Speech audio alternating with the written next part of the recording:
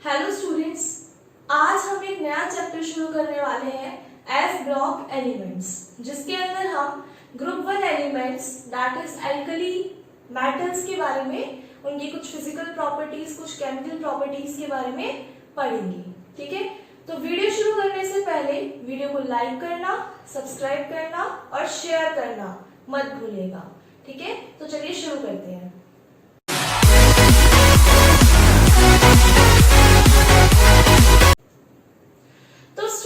Chapter शुरू करने से पहले जो फर्स्ट क्वेश्चन है वो है what are S block elements. S block elements क्या होते हैं? S block elements are those in which the last electron enters in the S subshell. S block elements वो एलिमेंट्स होते हैं जिसमें जो लास्ट इलेक्ट्रॉन है वो एस सबशेल में एंटर करता है। ठीक है, उसको हम क्या बोलते हैं? S block elements. ठीक है, अब ये सबको पता है कि एस सबशेल में कितने इलेक्ट्रॉन्स आ सकते हैं? 2 इलेक्ट्रॉन आ सकते हैं। तो 2 इलेक्ट्रॉन आ सकते हैं, इसलिए हमारे पास जो पीरियोडिक टेबल है उसमें 2 ग्रुप्स हैं। ठीक है, ग्रुप 1 एंड ग्रुप 2। ठीक है, तो S block elements are those in which electron enters in the S subshell. ठीक है, ये कितने इलेक्ट्रॉन्स को एकोमोडेट कर सकता है? 2 इलेक्ट्रॉन्स को। ठीक है, जिसकी वजह से हमारे पास कितने ग्रुप है?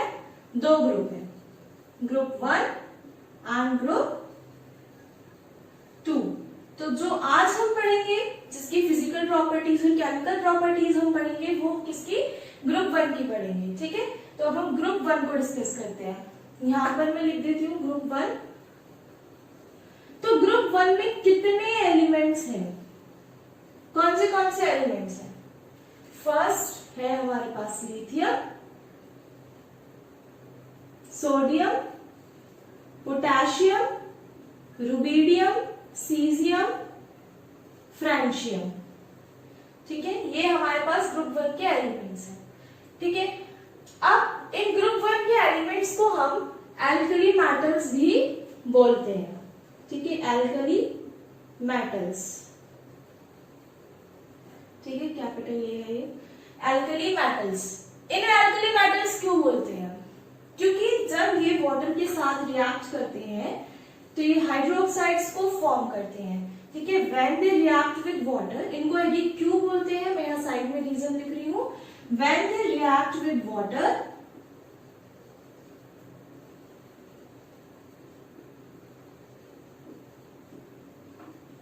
then they form hydroxides.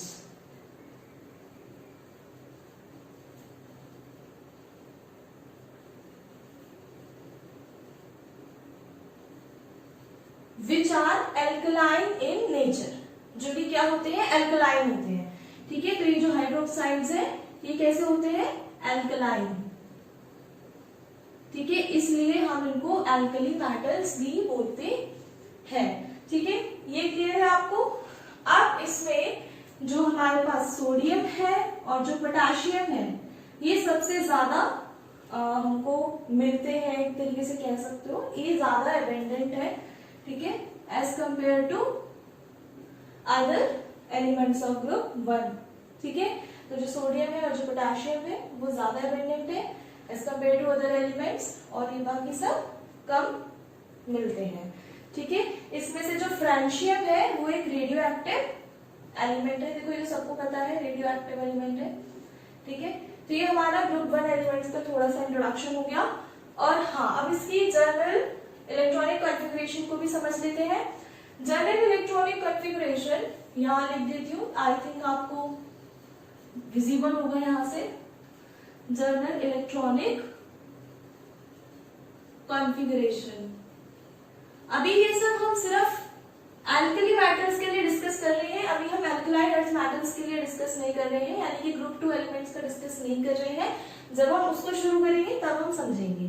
ठीक है, अभी हम फिलहाल ग्रुप 1 एलिमेंट्स को पढ़ रहे हैं, तो मैं वही बता रही हूँ। ठीक है, तो जनरल इलेक्ट्रॉनिक कॉन्फ़िगरेशन क्या है एल्कली मेटल्स की? Noble gas,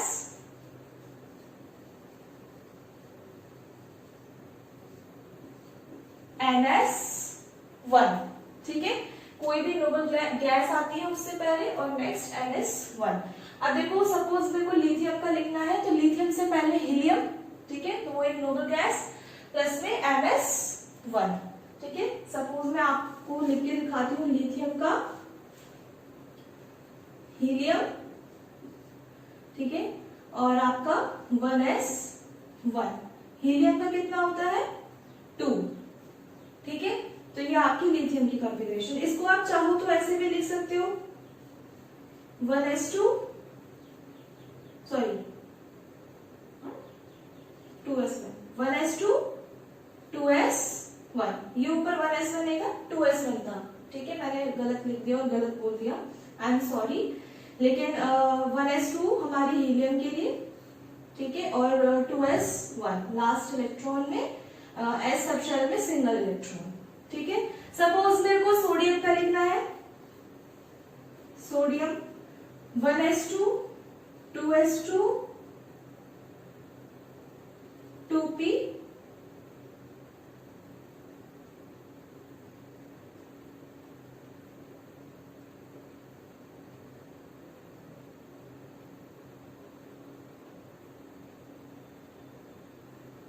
1s2 2s 2p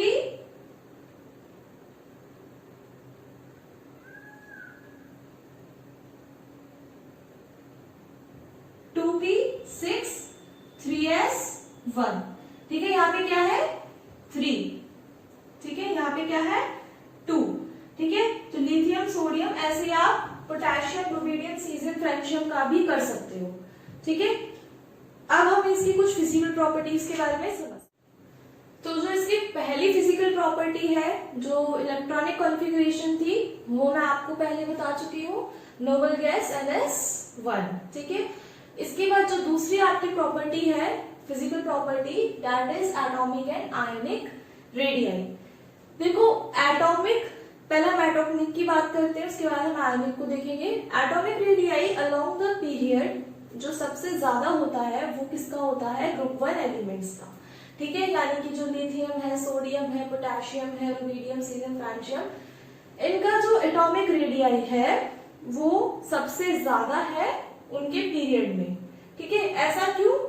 क्योंकि देखो इसके लिए हमको थोड़ा न्यूक्लियस और इलेक्ट्रॉन का अट्रैक्शन समझना पड़ेगा, ठीक है। सपोज कि मैं लिथियम की बात करती हूँ, तो लिथियम का एटॉमिक नंबर है 3, ठीक है, यानी कि उसके पास प्रोटॉन्स भी कम है, ठीक है, और इलेक्ट्रॉन्स तो है ही कम। मैं यहाँ बेसिकली प्रोटॉन्स की बात कर रही हूँ, ठीक है, इनके जो न्यूक्लियस के अंदर है। तो क्योंकि 3 प्रोटॉन्स हैं, यानी कि वो जो प्रोटॉन्स हैं वो जो इलेक्ट्रॉन्स हैं उनको अट्रैक्ट नहीं कर पा रहे, क्योंकि उनका नंबर कम है, ठीक है। जैसे जैसे हम पीरियड में आगे बढ़ते जाएंगे तो आपका एटॉमिक नंबर बढ़ता जाएगा, एटॉमिक नंबर बढ़ता जाएगा तो प्रोटॉन्स भी बढ़ते जाएंगे, यानी कि आपका जो न्यूक्लियस है वो पावरफुल होता जाएगा। और अगर न्यूक्लियस पावरफुल होता जाएगा तो वो जो इलेक्ट्रॉन्स है उनको अपनी तरफ अट्रैक्ट करना शुरू कर देगा। तो जैसे जैसे वो अट्रैक्शन होगा तो जो एटॉमिक साइज है वो कम होता जाएगा, ठीक है। इसीलिए अलोंग द पीरियड, यानी कि जब हम इस तरफ मूव करते हैं, ठीक है, अलोंग द पीरियड जब हम जाते हैं तो आपका जो एटॉमिक साइज है वो कम होता जाता है, जैसे जैसे आपका एटॉमिक नंबर बढ़ता जाता है, ठीक है। समझ में आ गया क्यों? क्योंकि एटॉमिक नंबर बढ़ रहा है, यानी कि प्रोटॉन्स भी बढ़ रहे हैं, प्रोटॉन्स पावरफुल होते जा रहे हैं, न्यूक्लियस पावरफुल होता जा रहा है, जिसकी वजह से वो अट्रैक्ट कर रहा है आउटर मोस्ट इलेक्ट्रॉन्स को, और वो अपनी तरफ अट्रैक्ट कर रहा है। तो जो इलेक्ट्रॉन्स हैं वो और पास आते जा रहे हैं, और पास आते जा रहे हैं, ठीक है, जिसकी वजह से जो एटम का साइज पहले इतना था, तो अब आगे जो फर्दर एटम्स हैं उनका एलिमेंट्स है सॉरी जो फर्दर एलिमेंट्स हैं उनका साइज छोटा होता जा रहा है, क्योंकि उनका एटॉमिक नंबर बढ़ता जा रहा है, ठीक है। आई होप आपको एटॉमिक साइज क्लियर है, ठीक है। तो इसलिए जो ग्रुप 1 एलिमेंट्स होते हैं उनका जो साइज होता है हर पीरियड में, ठीक है, हर पीरियड का अपना एक अलग अलग एलिमेंट है, ठीक है। तो पहला एलिमेंट कौन सा है? ग्रुप 1 एलिमेंट का, ग्रुप वन मेंबर्स का, ठीक है। तो साइज होता है वो सबसे ज्यादा होता है। यानी कि लिथियम का, सोडियम का, पोटेशियम का, रुबिडियम, सीजियम, इनके जो एटॉमिक साइज है वो इनके जो अलग इनके जो पीरियड्स में नेक्स्ट कंसीक्वेंट जो एलिमेंट्स है उनसे क्या है, ज्यादा है। ठीक है, तो आपको आई थिंक समझ में आ गया होगा रीजन। ठीक है, और जैसे जैसे हम डाउन द ग्रुप जाते हैं, ठीक है, जैसे जैसे हम ग्रुप में आगे चलते हैं, डाउन द ग्रुप जाते हैं, तो क्योंकि नंबर ऑफ शेल इंक्रीज होता जा रहा है, ठीक है, शेल इंक्रीज हो रहा है। मैंने आपको भी इससे पहले इलेक्ट्रॉनिक कॉन्फ़िगरेशन में बताया था कि यहाँ पर 2 था, यहाँ पर 3, यहाँ पर 4, ठीक है, तो एक शेल बढ़ता जा रहा है, तो इसलिए यहाँ पर साइज क्या होता जा रहा है, बढ़ता जा रहा है। यानी कि लिथियम का सबसे कम, उससे ज्यादा सोडियम का, उससे ज्यादा पोटेशियम का। क्यों? क्योंकि एक शेल इंक्रीज होती जा रही है। लेकिन अगर हम अलोंग द पीरियड देखें, ठीक है, अगर हम अलोंग द पीरियड देखें, शेल तो उतना ही है, लेकिन जो प्रोटॉन्स है वो बढ़ते जा रहे हैं। प्रोटॉन्स बढ़ते जा रहे हैं तो वो इलेक्ट्रॉन्स को अट्रैक्ट करना ज्यादा कर पा रहे हैं, जिसकी वजह से जो एटम का साइज है वो कम होता जा रहा है। ठीक है, तो अलोंग द पीरियड आपका जो एटॉमिक साइज है वो कम होता है, जबकि अगर हम डाउन द ग्रुप जाए, क्योंकि नंबर ऑफ शेल इंक्रीज हो जाता है, तो जो आपका एटॉमिक साइज है वो बढ़ जाता है। ठीक है, अब हम आयोनिक रेडियाई की बात करेंगे। तो आयोनिक रेडियाई में देखो ऐसा है, एक शेल ही गायब हो रही है, ठीक है, एक शेल ही गायब हो जाती है। सपोज मैं लिथियम की बात करूं, लिथियम जिसका इलेक्ट्रॉनिक कॉन्फ़िगरेशन क्या है, 1s2 2s1, ठीक है। अब मुझे ये आयन बनाना है, क्योंकि मैं आयोनिक रेडियाई की बात कर रही हूँ, आयन बनाना है, यानी कि इलेक्ट्रॉन जो है चला जाएगा और इलेक्ट्रॉन बाहर चला जाएगा, तो क्या बन जाएगा, Li पॉजिटिव 1s2। अब क्योंकि पूरे 2 वाली शेल ही गायब हो गई है, तो जब ये शेल ही गायब हो गई है तो यानी कि साइज क्या हो गया, पेरेंट एटम का ज्यादा हो गया, और जो इसके डॉटर एटम है वो क्या है, स्मॉलर इन साइज। ठीक है, क्यों? क्योंकि पूरी शेल ही गायब हो गई है, इस वजह से क्या हुआ कि जो आपका साइज है वो कम हो गया, इसलिए पेरेंट एटम का जो साइज होता है वो बड़ा होता है। ठीक है, आगे बात समझना आयोनिक रेडियाई की। एटॉमिक का तो ट्रेंड है, और आयोनिक का भी मैंने आपको बता दिया कि जो आपका पेरेंट एटम होता है वो बड़ा होता है, क्योंकि जो उसके पास एक शेल होती है वो एक्स्ट्रा है। जैसे ही ये इलेक्ट्रॉन बाहर चला जाएगा तो ये शेल ही नहीं है, अब सिर्फ 1s2 बच गया, 1s2 बच गया, यानी कि साइज छोटा हो गया। ठीक है, आगे बात समझ में, atomic and ionic radii clear है आपको। अब हम बात करेंगे आयोनाइजेशन एंथैल्पी की। नेक्स्ट प्रॉपर्टी है आयोनाइजेशन एनर्जी। अभी आयोनाइजेशन एनर्जी क्या होता है, यानी कि minimum amount of energy required to remove an electron. किसी भी इलेक्ट्रॉन, देखो आयोनाइज से ही समझ जाओ, आयोनाइज यानी कि हमें किसी को आयन में कन्वर्ट करना है, ठीक है, यानी कि किसी के इलेक्ट्रॉन निकालने हैं और उसको एक हमें पॉजिटिव एलिमेंट बनाना है, एक आयन बनाना है। ठीक है, सपोज मैंने इससे पहले आपको जब आयोनिक रेडियाई पढ़ाया था, उसमें मैंने Li को Li पॉजिटिव करके जब आपको बताया था, तो वो क्या हो गया, इलेक्ट्रॉन को हमने निकाला था। तो वही इलेक्ट्रॉन को निकालने के लिए जो मिनिमम अमाउंट ऑफ एनर्जी चाहिए होती है, उसको हम क्या कहते हैं, आयोनाइजेशन एनर्जी। अब देखो आयोनाइजेशन एनर्जी का क्या है trend, along the period and along the group. देखो अगर हम अलोंग द ग्रुप बात करें, चलो पहले हम अलोंग द पीरियड बात करते हैं। तो अलोंग द पीरियड क्या हो रहा है कि एटॉमिक साइज तो आपका डिक्रीज हो रहा है, ठीक है, क्या हो रहा है, डिक्रीज हो रहा है। रीजन मैंने बता दिया कि शेल तो उतनी ही है, लेकिन प्रोटॉन्स का नंबर बढ़ता जा रहा है, और इसकी वजह से प्रोटॉन्स यानी कि जो न्यूक्लियस है आपका, वो इलेक्ट्रॉन पर ज्यादा अट्रैक्शन कर पा रहा है, जिसकी वजह से वो उसको अपनी तरफ अट्रैक्ट कर रहा है, जिसकी वजह से क्या हो रहा है, आपका एटम का साइज डिक्रीज होता जा रहा है। ठीक है, तो अगर हम अलोंग द पीरियड बात करें, पहले हम अलोंग द पीरियड बात करेंगे, फिर उसके बाद मैं आपको ग्रुप 1 का समझाऊंगी, उसके बाद में अलोंग दी ग्रुप समझाऊंगी। ठीक है, पहले पीरियड को समझते हैं। तो पीरियड में क्या हुआ, साइज डिक्रीज होता जा रहा है, तो अट्रैक्शन बढ़ता जा रहा है। अब अट्रैक्शन बढ़ने से क्या हो रहा है कि हमें ज्यादा एनर्जी चाहिए होगी इलेक्ट्रॉन को निकालने के लिए, क्योंकि पहले से ही न्यूक्लियस और इलेक्ट्रॉन का जो अट्रैक्शन है वो ज्यादा है। ठीक है, कैसा है? ज्यादा है। ठीक है, अलोंग दी पीरियड में बात कर रही हूं। ठीक है, तो अब इसका मतलब ये है कि अगर इनमें अट्रैक्शन ज्यादा है तो मेरे को इस इलेक्ट्रॉन को निकालने के लिए ज्यादा एनर्जी देनी पड़ेगी ताकि इनका ये अट्रैक्शन टूट सके और इलेक्ट्रॉन बाहर आ सके। यानी कि आयोनाइजेशन एनर्जी ज्यादा होती है अलोंग दी पीरियड, क्योंकि जो इनका अट्रैक्शन है उसको तोड़ने के लिए ज्यादा अमाउंट ऑफ एनर्जी मुझे सप्लाई करनी पड़ेगी सो डेट कि आपका जो इलेक्ट्रॉन है वो बाहर निकल सके। ठीक है, तो अलोंग द पीरियड क्योंकि अट्रैक्शन ज्यादा है तो आयोनाइजेशन एनर्जी भी ज्यादा है। ठीक है, और अगर मैं डाउन द ग्रुप बात करूं तो क्योंकि साइज बढ़ता जा रहा है, साइज बढ़ रहा है, एक शेल ही इंक्रीज हो रही है, तो क्या हो रहा है उससे? शेल इंक्रीज होने से क्या हो रहा है कि जो अट्रैक्शन है वो क्या होता जा रहा है? कम होता जा रहा है। ठीक है, attraction between nucleus and electron. ठीक है, क्योंकि एक शेल ही इंक्रीज हो रही है हमारी। ठीक है, जैसे लिथियम की एटॉमिक नंबर अगर हम देखें तो क्या होता है? 3। ठीक है, यानी कि इसका इलेक्ट्रॉनिक कॉन्फ़िगरेशन अगर हम देखें यानी कि 1s2 2s1। ठीक है, अब अगर हम सोडियम की बात कर रहे हैं जिसका एटॉमिक नंबर क्या है? 11। ठीक है, यानी कि 1s2 2s2 2p6 3s1, यानी कि एक शेल ही बढ़ गई। देखो यहाँ 2 था, यहाँ 3 हो गया, यानी कि एक शेल ही बढ़ गई। प्रोटॉन बढ़े ना बढ़े हम उससे कोई मतलब नहीं है, जब शेल ही इंक्रीज हो गया तो एटम का जो साइज है वो भी इंक्रीज हो गया, जिसकी वजह से अट्रैक्शन क्या हो गया? कम हो गया। तो आयोनाइजेशन एनर्जी यानी कि इलेक्ट्रॉन को रिमूव करने के लिए जो मिनिमम अमाउंट ऑफ एनर्जी है वो क्या हो गई?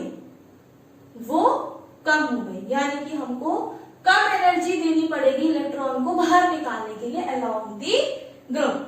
और अगर हम अलोंग द पीरियड बात करें तो अलोंग द पीरियड क्या हो रहा है कि जो आयोनाइजेशन एनर्जी है, क्योंकि अट्रैक्शन ज्यादा है तो आयोनाइजेशन एनर्जी भी क्या है? ज्यादा है। ठीक है, तो अब अगर हम ग्रुप 1 एलिमेंट्स की बात करें, हम इस ग्रुप से पीरियड से अब हमें ओवरऑल क्या निकल कर आया कि जो ग्रुप 1 एलिमेंट्स होते हैं उनकी जो आयोनाइजेशन एनर्जी होती है वो कैसी होती है? कम होती है। ठीक है, आयोनाइजेशन एनर्जी कैसी होती है? कम होती है। ठीक है, क्यों? रीजन समझ में आ गया, क्योंकि जो इसका जो एटम का साइज होता है वो क्या होता है? ज्यादा होता है। ठीक है, तो क्यों होता है ऐसा? क्योंकि जो हर एलिमेंट है, ठीक है, ग्रुप 1 मेंबर्स का जो हर एलिमेंट है वो फर्स्ट मेंबर है अलोंग द पीरियड। ठीक है, तो वो जो फर्स्ट मेंबर है उसका जो साइज होता है वो सबसे ज्यादा है। ठीक है, ये चीज हम पहले डिस्कस कर चुके हैं एटॉमिक रेडियाई में और आयोनिक रेडियाई में। ठीक है, तो साइज ज्यादा है यानी कि अट्रैक्शन कम है, अट्रैक्शन कम है यानी कि एनर्जी कम चाहिए होगी हमको इलेक्ट्रॉन को बाहर निकालने के लिए। आई होप आपको आयोनाइजेशन एनर्जी क्लियर है। ठीक है, और इसको एक बार और किताब से पढ़िएगा, बुक से पढ़िएगा, रेफर कीजिएगा अपनी बुक्स को। वैसे इसमें ऐसा कोई मुश्किल भी नहीं था, बहुत इजी था। ठीक है, अगर फिर भी कुछ कंफ्यूजन हो रही हो थोड़ी सी तो बुक से जरूर रेफर कीजिएगा। ठीक है, अब हम नेक्स्ट प्रॉपर्टी को देखते हैं। नेक्स्ट प्रॉपर्टी है हाइड्रेशन एंथैल्पी। देखो हाइड्रेशन एंथैल्पी क्या है कि जब भी कोई सब्सटेंस वाटर के साथ रिएक्ट करता है, ऐसी केमिकल रिएक्शन जो वाटर के साथ हो रही है, ठीक है, कंबाइन कर रही है वाटर के साथ कोई भी एलिमेंट, तो उस दौरान जो एनर्जी रिलीज होती है उसको हम हाइड्रेशन एंथैल्पी, ठीक है, एंथैल्पी या एनर्जी उसको हम बोलते हैं। ठीक है, तो जैसे जैसे आयन का साइज बढ़ेगा, ठीक है, जैसे जैसे आयन का साइज बढ़ेगा वैसे वैसे आपकी जो हाइड्रेशन एंथैल्पी है वो कम होती जाएगी। ठीक है, इसी वजह से जो लिथियम होता है उसकी हाइड्रेशन क्योंकि ज्यादा होती है हाइड्रेशन एंथैल्पी, ठीक है, क्योंकि वो सबसे छोटा होता है। अगर हम आयन की बात करें अलोंग द ग्रुप, यानी कि ग्रुप 1 एलिमेंट्स की मैं बात कर रही हूँ, ठीक है। तो ग्रुप 1 एलिमेंट्स में लिथियम जो होता है कि उसका जो साइज है आयन का वो सबसे छोटा है, ठीक है।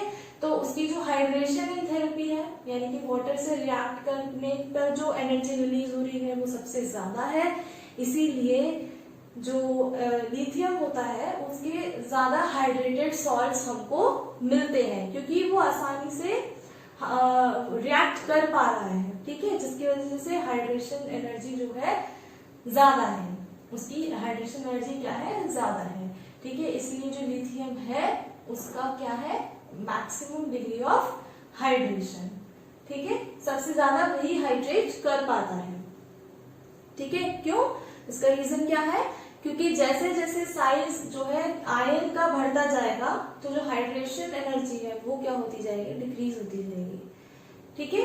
हाइड्रेशन एनर्जी यानी कि energy release during the reaction with water, ठीक है। तो हाइड्रेशन एंथैल्पी आई होप आप सबको क्लियर है, ठीक है। इसके बाद हम कुछ अदर फिजिकल प्रॉपर्टीज हैं जैसे कि डेंसिटी। अब देखो डेंसिटी तो सबको ही पता है कि जितना ज्यादा साइज होगा किसी भी एटम का, ठीक है, उतना उसका कम डेंसिटी होगी, ठीक है, ये तो सबको पता है, ठीक है। तो क्योंकि ग्रुप 1 एलिमेंट्स का जो साइज है वो बड़ा है, ठीक है, जिसकी वजह से उनकी डेंसिटी क्या है, कम है, ठीक है। इसके अलावा ये सॉफ्ट होते हैं, ठीक है, एल्कली जो आपके मेटल्स हैं ये सॉफ्ट होते हैं, ठीक है, वाइट इन कलर होते हैं।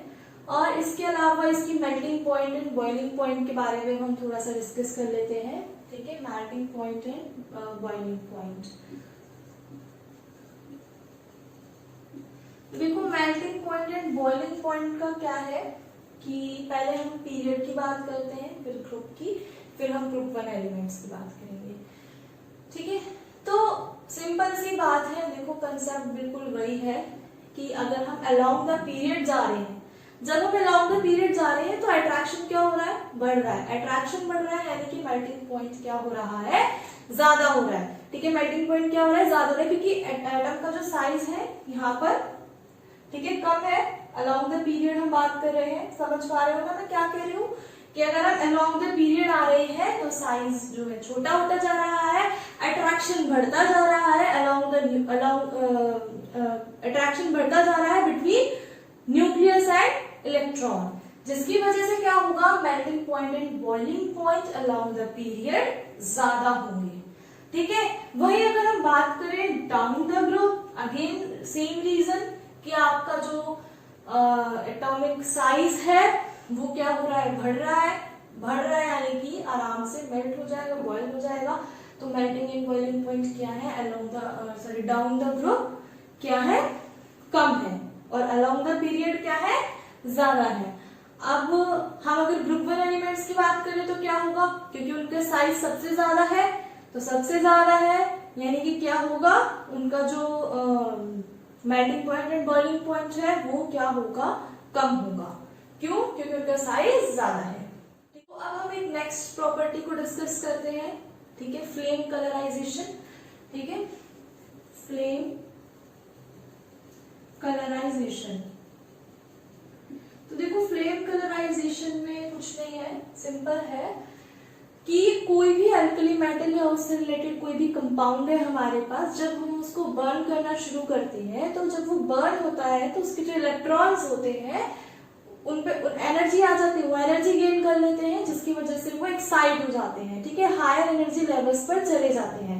पर जब वो एनर्जी जब खत्म हो जाती है और वो ग्राउंड स्टेट पर आ रही है तो उस दौरान क्या हो रहा है कि वो रेडिएशंस को रिलीज कर रही है, ठीक है।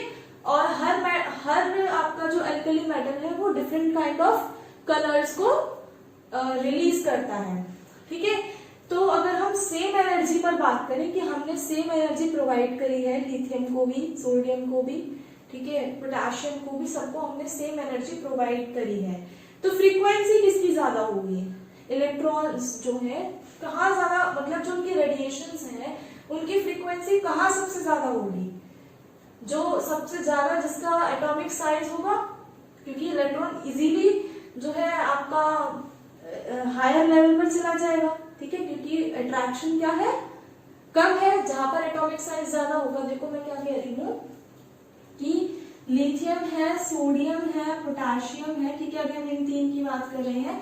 तो सब आगे फर्दर भी, ठीक है, लेकिन अभी मैं सिर्फ तीन बता रही हूँ। तो जो लिथियम है इसका एटॉमिक क्या है, सब साइज क्या है, सबसे स्मॉल, ठीक है, सबसे कम, ठीक है। फिर इसका क्या है, चलो मैं इसको ऐसे बना देती हूँ, कम, ठीक है।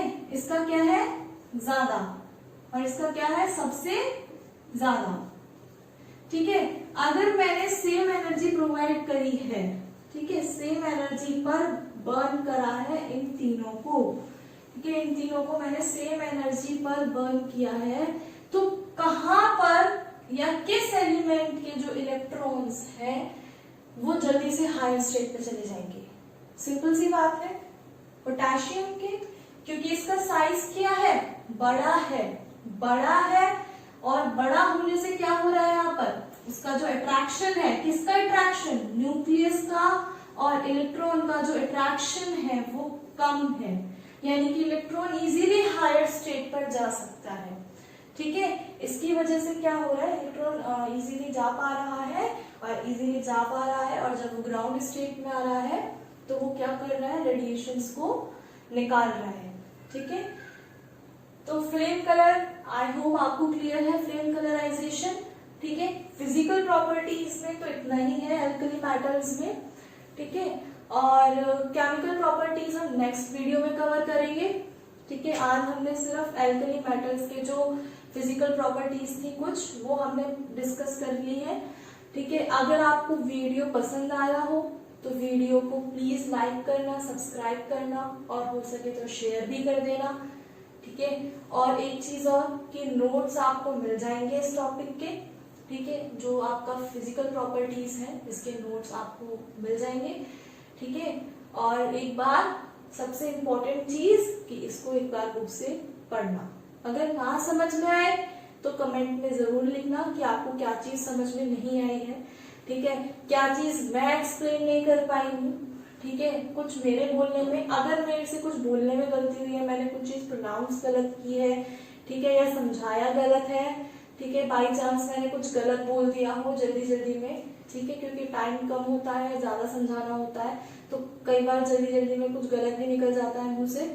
जैसे कि पहले देखा आपने कि मैंने लिथियम में उसका जो कॉन्फ़िगरेशन था वो स्टार्टिंग में गलत लिख दिया जल्दी जल्दी में, ठीक है। ऐसी कोई सच कोई मिस्टेक्स हो तो आप मुझे कमेंट्स में लिख दो जो मैंने ठीक नहीं की है, ठीक है, ताकि मुझे पता रहे और मैं उनको नेक्स्ट वीडियोस में थोड़ा रिपीट ना करूँ चीजों को, ठीक है।